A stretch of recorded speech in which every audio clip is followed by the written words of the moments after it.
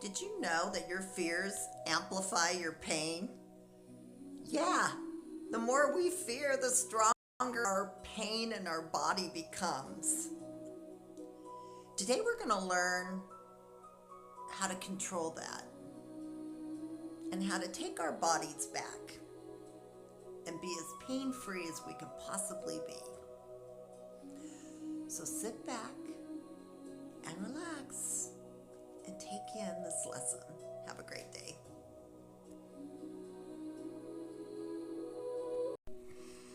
Quantum Living, Rewiring Pain, Week 1, Day 3.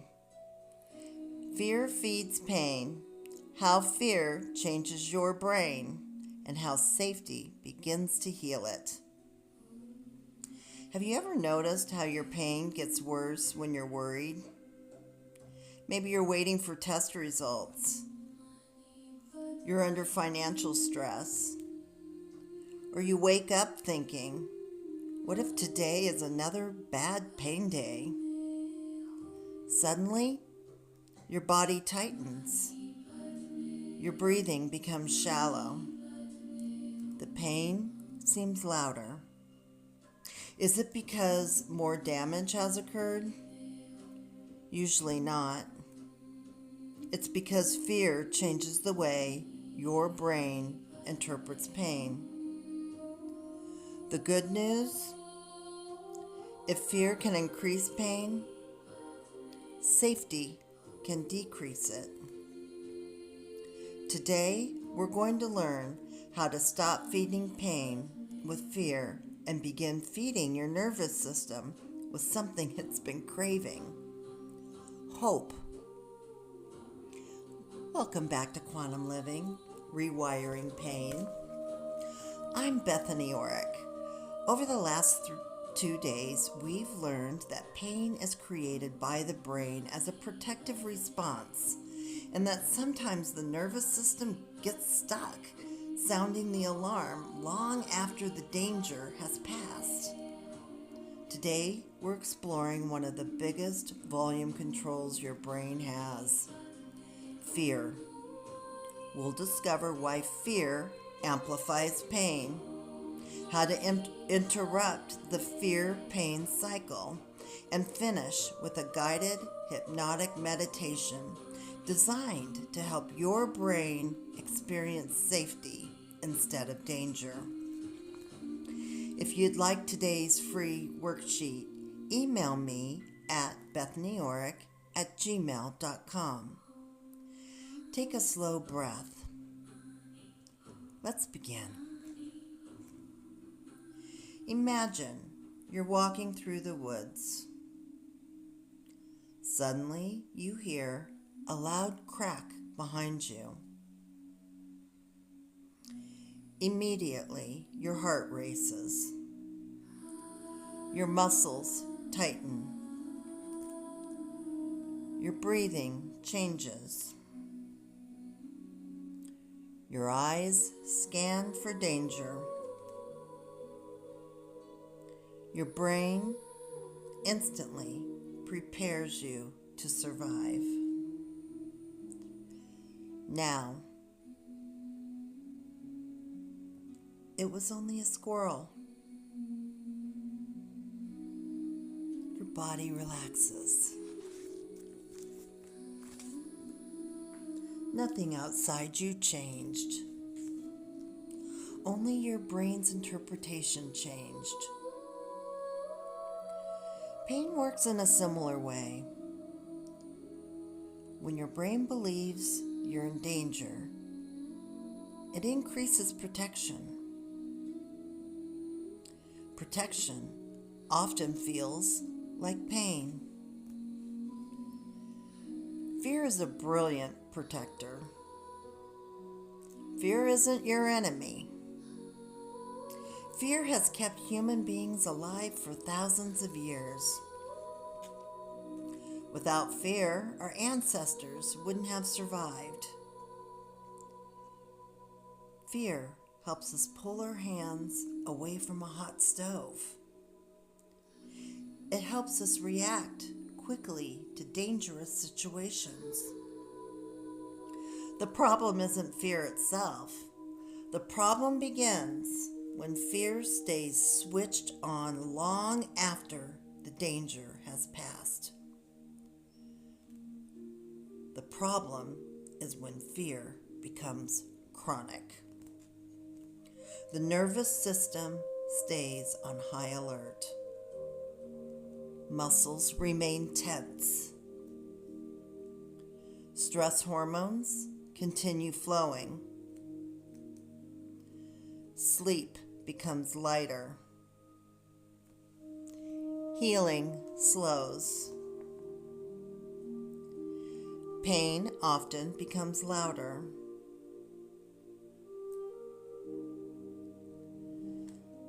Let's look at what happens. You feel pain. Your brain says, something must be wrong. You begin worrying. What if this gets worse? Your body tightens. Your nervous system becomes even more alert. Your brain notices the tension and says, see, something really is wrong. Pain increases. Fear increases. The cycle repeats. Many people unknowingly spend years inside this loop. Not because they're weak, not because they're imagining it, because their brain is doing exactly what it was designed to do: protect them. The stories we tell ourselves. One of the most powerful amplifiers of pain isn't the pain itself. It's the stories attached to it. Notice the difference between these thoughts. This pain means I'll never get better again, versus this is my nervous system trying to protect me. The first story creates fear. The second creates understanding. Your brain listens to every sentence you repeatedly tell yourself. Words become chemistry, and chemistry influences pain. I often remind clients that courage isn't the absence of fear. Courage is teaching your nervous system that it doesn't have to run the entire show. Imagine fear as a passenger sitting in your car. It points out every possible danger. Sometimes it offers useful information. But should it grab the steering wheel? No. Today we're inviting fear to move into the back seat. It can come along for the ride, but your wiser, calmer self becomes the driver. Healing begins when fear no longer gets to decide every direction you take. Today, every time fear appears, pause and ask yourself, what facts do I know right now? Then ask, what story am I adding? Take one slow breath and place your hand on your heart and quietly say, thank you for trying to protect me. In this moment, I choose safety. Notice how your body responds. Allow your eyes to close if it's safe to do so.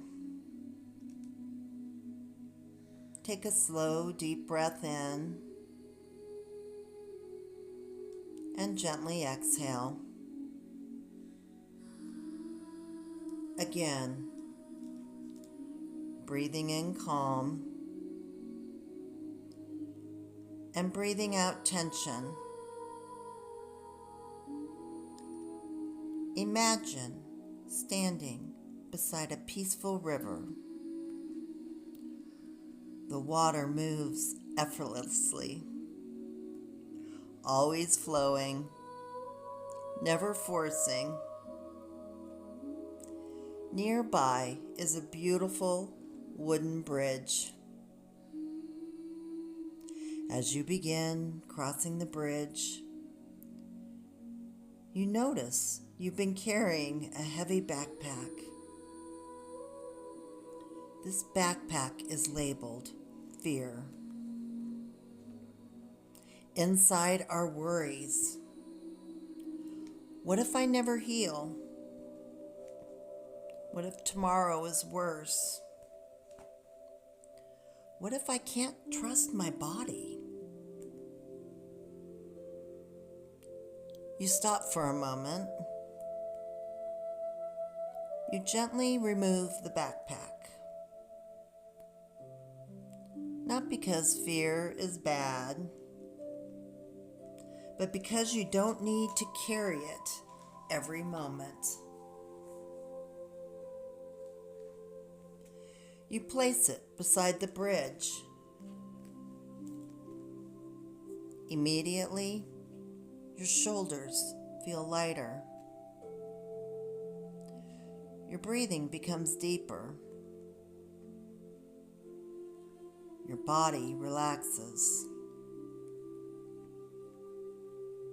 As you continue walking, a beautiful golden light appears before you.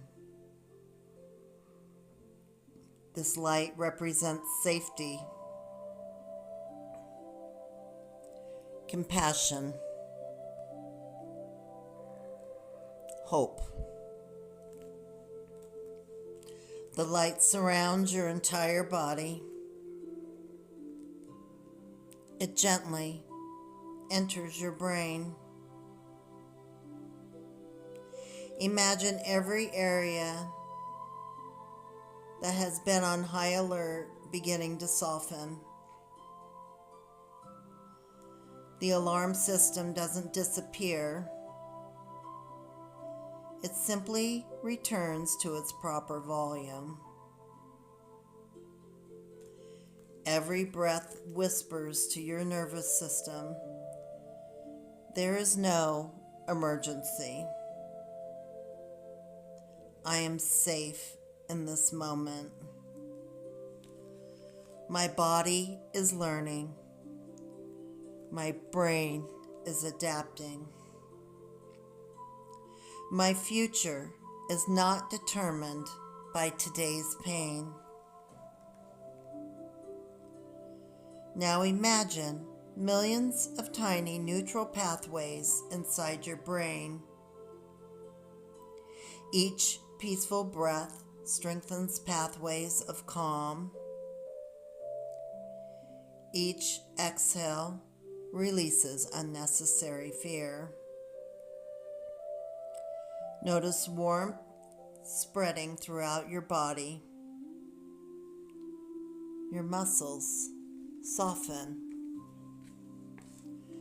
Your jaw relaxes. Your forehead smooths.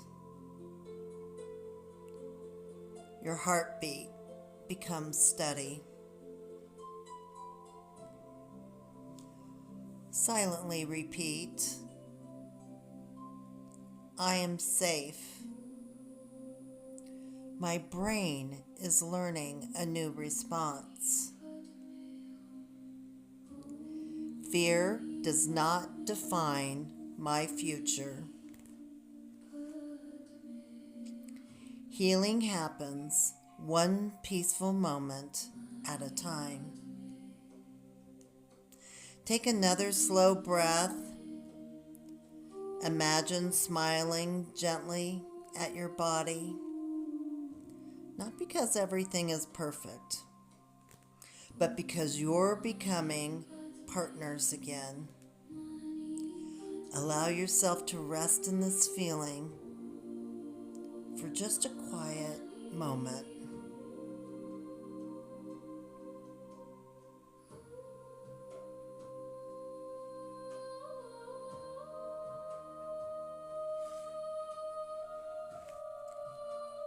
When you're ready, begin bringing your awareness back, feeling calmer, lighter, more hopeful, knowing you've just taught your nervous system something beautiful. Here's some questions to reflect on. What fears most often accompany my pain?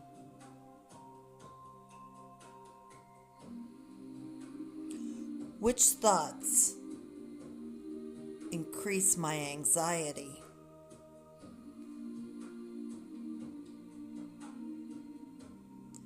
What evidence tells me to stay safe today?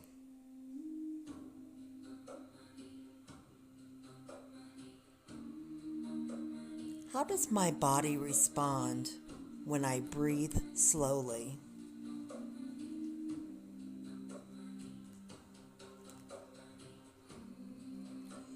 What compassionate story would I like my brain to believe instead?